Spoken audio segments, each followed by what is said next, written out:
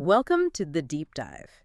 Today, we're looking at one of the biggest moves an artist can make in the global music scene, a major solo debut. And not just any artist. We're talking about someone from a massive, globally recognized K-pop group. Exactly. This isn't just about a new album, it's really an exercise in strategic rebranding. How to stand on your own. A huge challenge.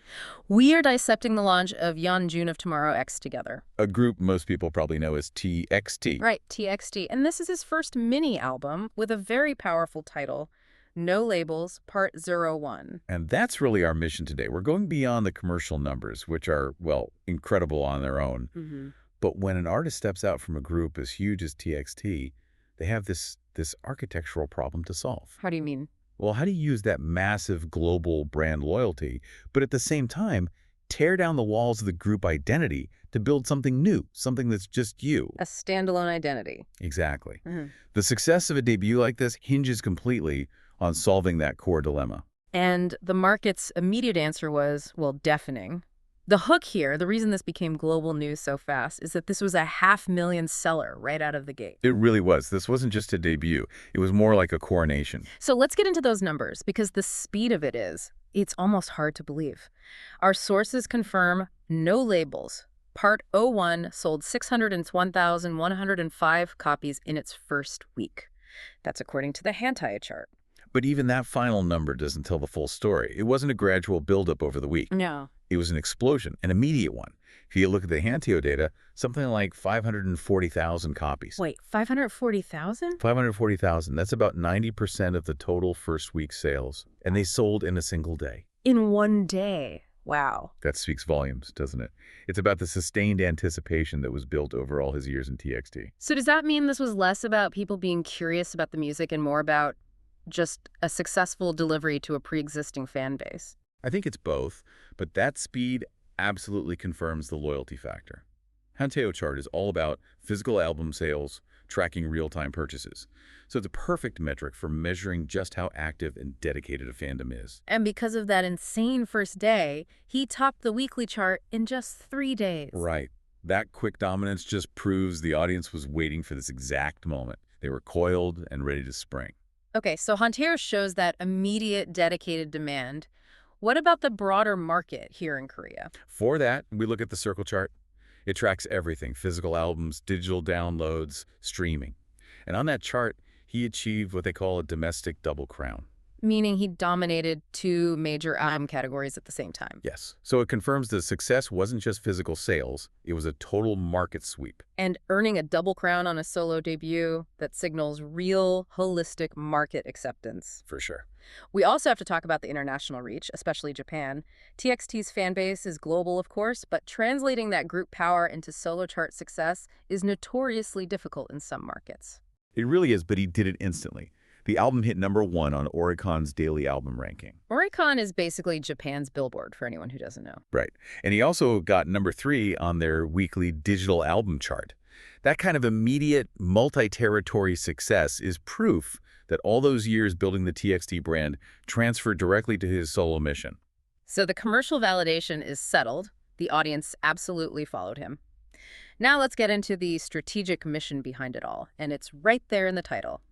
No Labels, Part 01. That's the artistic anchor, isn't it? For a solo debut this big, the title is everything. By choosing No Labels, he's explicitly saying this album is meant to establish his identity, completely separate from his role in TXT. And that separation is essential for a long-term solo career, I'd imagine. It's strategically vital. What's fascinating to me is the time frame. Our sources say this is his first solo album in 6 years and 8 months since his group debut. That is a colossal amount of time to wait, an incubation period. He spent nearly 7 years perfecting his role within the group's story before making this sharp, defining turn. And that long wait, it definitely amps up the pressure, but it also gives you the artistic maturity you need to find a unique voice. You can't really launch an album called No Labels unless you know exactly what your new identity is. So that time allowed him to solidify what the sources are calling the Yeonjun core. Hmm. But what is that exactly? What is the Yeonjun core? How is it different from the, very polished, established brand of TXT? Well, it's described as being defined by a really confident attitude, a magnetic stage presence, Hmm. things he definitely has in the group. Of course. But the core itself is about creative limitlessness. TST has a defined sound. It's often tied to a concept. The Yeonjun core is the space where he can defy genre, where he can put personal expression first. So he's not just showing a different shade of himself, he's showing the version that was maybe held back a bit by fitting into the group dynamic. I think that's a perfect way to put it. It sounds like the great paradox here is that the mission of no labels actually results in creating a new, very definitive label, the Yeonjun core. Precisely. It's an assertion of self that redefines him. And you can't do that just by singing songs someone gives you. It has to come from genuine creative control. Which is exactly where this deep dive takes us next. Let's unpack his involvement then, because it seems unusually deep for an artist at this level. He participated in writing every single track on the album except for one, Forever. And he also composed several of the songs. That level of input, the writing and composing, it just immediately shifts this. It's not a standard idle solo project. It's a deeply personal artistic statement. Yeah, for an artist whose time is so valuable, to invest that much in the actual writing, it shows absolute commitment. Commitment to authenticity. Yeah. And it also shows huge trust from the agency and his vision. Yeah. He wasn't just, checking a box. He was shaping the entire sonic story. And he didn't stop with the music. He also choreographed big parts of the performances. So when we talk about him controlling the core, we mean the full package. The sound, the lyrics, the visual performance, he controlled the whole spectrum. The track list alone shows that commitment to exploring. You have 6 songs, Talk to You Forever, Let Me Tell You Do It, Nothing About Me in Coma.